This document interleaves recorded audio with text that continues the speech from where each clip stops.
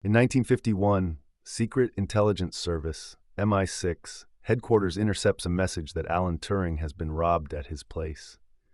Alan, now known as a professor at Cambridge, is visited by the police inquiring about his burglary, but he is dismissive towards them. They find him an insufferable person, raising suspicions that he is hiding something. In 1939, London, war has been declared with 800,000 children evacuated from their homes. On the train, 27-year-old Alan Turing admires a kid doing crossword puzzles. He arrives at Bletchley Park, guarded by Royal Naval officers. He waits in the office of Commander Denniston. When the commander arrives, Alan is cold and seems to lack humor. The commander asks why Alan wants to work for the government. He replies he doesn't. He mentions that he's not very political, and the commander says it may be the shortest job interview ever. Alan mentions he doesn't speak German but tells the commander that he's one of the best mathematicians in the world. He considers German codes to be like puzzles, which he enjoys solving. The commander calls for Alan to be removed by his secretary, so Alan mentions Enigma, revealing he knows about the top-secret program he's being considered for. Alan explains that Enigma is the greatest encryption device in history, and if the Allies can crack the code, it will end the war. The commander says everyone thinks Enigma is unbreakable. He says to let him try, and they'll know for sure. Alan is welcomed to Enigma alongside 5 others, including Peter Hilton, John Cairncross, Hugh Alexander, Keith Furman, and Charles Richards. They've got their hands on an actual Enigma machine smuggled out of Berlin. That this means there are 159 million possibilities every day. Alan is reluctant to work as a team. The team wants to take a lunch break, but when they invite Alan, his social awkwardness is cold and off-putting, so they go on without him. Alan continues his work alone, building blueprints for a machine. In 1951, Robert Knock, the detective from before, finds out that Alan's records are classified. He doesn't know why a math professor would have classified records and becomes suspicious. He uses a typewriter to falsify a document, allowing him to secure Alan's service records. Returning to 1939, Alan complains to Commander Denniston that Hugh Alexander has denied funding for the parts he needs to build a machine. Alan sends a letter to the Prime Minister via Stuart Menzies. Churchill puts Alan in charge, overriding Hugh's authority. Alan immediately fires 2 of his teammates, Keith and Charles, calling them mediocre linguists and poor code breakers. Flashback to young Alan. As a schoolboy, he was picked on for having a form of OCD, keeping the carrots and peas separate during lunch. His classmates pour food on him and bury him under the floorboards. He tells us, "Do you know why people like violence? It is because it feels good." He is rescued by fellow student Christopher Morecombe. Christopher says they beat Alan up because he's different. In 1939, the team decides to find new members by placing a difficult crossword puzzle in newspapers to be mailed in upon completion. Anyone who can solve it is a good candidate. The war rages on, with many hiding out in bomb shelters. The handful that manage to solve the puzzle are gathered together to take a test. One young woman, Joan Clark, shows up late because her bus had a flat tire. Alan tells her to take a seat. He tasks the room to solve a very difficult puzzle in 6 minutes that took Alan himself 8 minutes. Surprising them all, Joan solves it in 5.5.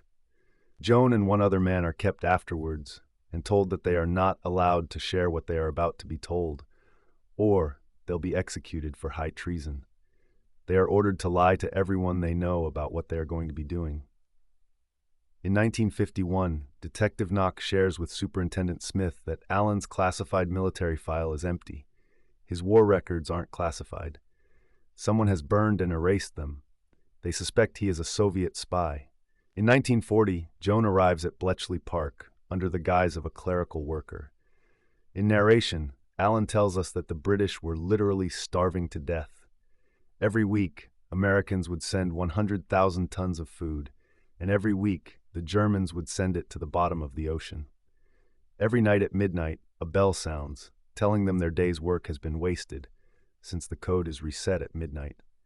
Frustrated, Hugh visits Alan, tinkering with his machine, referred to as Christopher throughout the film, named after Alan's childhood friend. A frustrated Hugh grabs a wrench to destroy the machine, but the others hold him back. Hugh tells him that the machine is useless and there are legitimate ways to help in the war. Alan is adamant that the machine will work. Later, Alan is in the hut alone. He removes a stack of Enigma messages and stashes them in his socks. They manage to go undetected by the guards at checkpoint. He sneaks over to Joan's home and climbs through her window. He reveals the decrypted Enigma messages delivered from Nazi high command. They read one with the weather report, ending in Hail Hitler. Joan and Alan talk about Christopher and the concept of a digital computer. The next day, Alan enters the hut to find military police rifling through his desk while the other codebreakers watch. Commander Deniston explains that there is a spy in Bletchley Park and they suspect it's one of them. The commander shows Alan a telegram that was intercepted on its way to Moscow, which is encrypted with a key phrase. They suspect Alan because he's arrogant, has no friends or romantic attachments, and is a loner.